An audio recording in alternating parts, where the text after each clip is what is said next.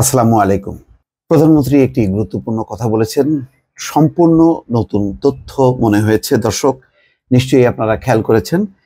পূর্ব তিমুরের মতো খ্রিস্টান দেশ বানানোর চক্রান্ত চলছে শেখ হাসিনা। এখানে কিন্তু শেখ হাসিনা কথা বলছেন, তিনি প্রধানমন্ত্রী। তিনি একটি রাজনৈতিক সভায় রাজনৈতিক জোটে বক্তব্য দিচ্ছেন।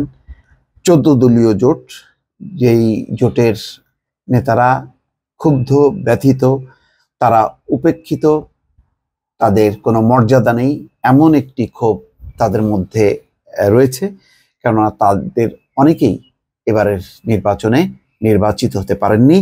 যেখানে কল্যাণ পার্টির চেয়ারম্যান জেনারেল ইব্রাহিমকে নির্বাচিত করা হয়েছে, তার নিজের আসন থেকে অন্য একটি আসনে নিয়ে গিয়ে সেখানে কেন নজিবুল বাশার মাইজ ভান্ডারী এমপি হতে পারলেন না, কেন হাসানুল হক ইনু হতে পারলেন না, কেন দিলীপ বড়ুয়া নির্বাচন করতে পারলেন না বা এমপি হতে পারলেন না, এগুলো নিয়ে তাদের মধ্যে ক্ষোভ বিক্ষোভ আছে।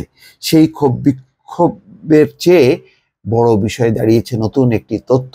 সেটি হচ্ছে ইস্ট তিমুরের মতো খ্রিস্টান দেশ বানানোর চক্রান্ত চলছে। কারা করছে তিনি নাম উল্লেখ করেননি, আকারে ইঙ্গিতে কিন্তু ঠিকই বুঝিয়ে দিয়েছে পশ্চিমা শক্তিধর দেশ কোনো একটি, নিশ্চয়ই দর্শক মার্কিন যুক্তরাষ্ট্র। এখানে তিনি বলছেন বাংলাদেশ ও মিয়ানমারের একটি অংশ নিয়ে পূর্ব তিমুরের মতো খ্রিস্টান দেশ বানানোর চক্রান্ত চলছে বলে অভিযোগ করেছেন প্রধানমন্ত্রী শেখ হাসিনা। এমন সময় বলেছেন যখন সাম্প্রতিক সময় একটি বড় বিপর্যয়, সাবেক সেনাপ্রধান জেনারেল আজিজের বিরুদ্ধে মার্কিন নিষেধাজ্ঞা, ভিসা নিষেধাজ্ঞা। এটি নিঃসন্দেহে ব্যক্তি আজিজ না, ব্যক্তি আজিজ নিজেও বলেছেন আমাকে যে কারণে নিষেধাজ্ঞা দেওয়া হয়েছে তখন আমি কর্মরত ছিলাম, তখনকার ঘটনা, ফলে ওই ঘটনার দায় সরকারের উপর আছে, সরকার কিছুটা হেয় প্রতিপন্ন হয় এই ঘটনায়। তো সুতরাং পরিষ্কার মেসেজ, এটি সরকারের জন্য স্বস্তিকর কোনো বার্তা না। যদিও ওবায়দুল কাদের বলেছেন জেনারেল আজিজ এবং বেনজিরের দায় সরকার নেবে না, তাদেরকে ব্যক্তিগতভাবেই এই দায় নিতে হবে। এর মধ্যে বেনজিরের বিরুদ্ধে সম্প্রতি ক্রোক এবং তার যত ব্যাংক হিসাব আছে সব জব্দের নির্দেশ দিয়েছে দুদক। দুদকের মাধ্যমে আদালত এই নির্দেশ দিয়েছে। শেখ হাসিনা বলেন বাংলাদেশে এয়ারবেস বানানোর প্রস্তাব দেওয়া হয়েছিল। দেশের অংশ ভাড়া দিয়ে বা কারো হাতে তুলে দিয়ে আমি ক্ষমতায় যেতে চাই না, ক্ষমতার দরকার নেই। যদি জনগণ চায় ক্ষমতায় আসবো, না হলে আসবো না। প্রধানমন্ত্রী বলেন আমার যুদ্ধ ঘরে বাইরে সব জায়গায়, এই অবস্থায় আমি চ্যালেঞ্জ দিয়ে ছেড়ে দিলাম।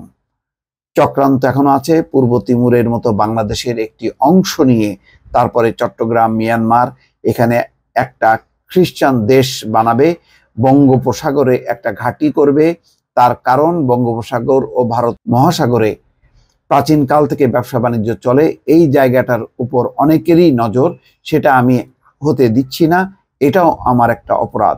তিনি বলেন যদি আমি বাংলাদেশে কারো এয়ারবেস করতে দেই, ঘাঁটি করতে দেই, তাহলে আমার কোনো অসুবিধা নাই, কোনো এক সাদা চামড়ারই প্রস্তাব। আমি একই জবাব দিয়েছি, আমি স্পষ্ট বলেছি আমি বঙ্গবন্ধু শেখ মুজিবুর রহমানের মেয়ে, আমরা যুদ্ধ করে বিজয় অর্জন করেছি।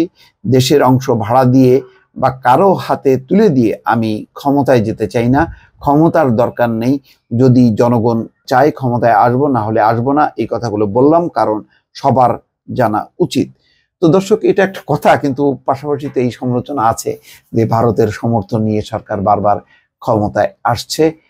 এটি মোটামুটি প্রকাশ্য যে সরকারকে ক্ষমতায় রাখতে ভারতের 2014 সালে তার চেষ্টা, 18 সালে এবং এবারের চেষ্টা আরো ন্যাক্কারজনক, যার কারণে সোশ্যাল মিডিয়াতে আওয়ামী লীগের যারা সমালোচক তাদেরই একটি অংশ ভারতীয় পণ্য বর্জন আন্দোলন শুরু করেছে এবং সেই আন্দোলন যথেষ্ট পরিমাণ সাড়া পেয়েছে। সুতরাং প্রতিবেশী রাষ্ট্র ভারতের উপর যদি নির্ভরশীলতা থাকে, তাদের মদতে যদি ক্ষমতায় থাকার প্রশ্ন আসে, তখন কি সামগ্রিকভাবে মার্কিন যুক্তরাষ্ট্র বা পশ্চিমাদের বিরুদ্ধে কথা বলার বিষয়টি কি খুব প্রাসঙ্গিক থাকে কিনা, সেটিও নিশ্চয়ই রাজনীতিকদের আলোচনা, তারাই এটি সমালোচনা করবে। রাজনৈতিক অঙ্গনে যে আলোচনাগুলো আছে দর্শক, সেইটি আপনাদের সামনে তুলে ধরলাম। ভালো থাকবেন, আল্লাহ হাফেজ।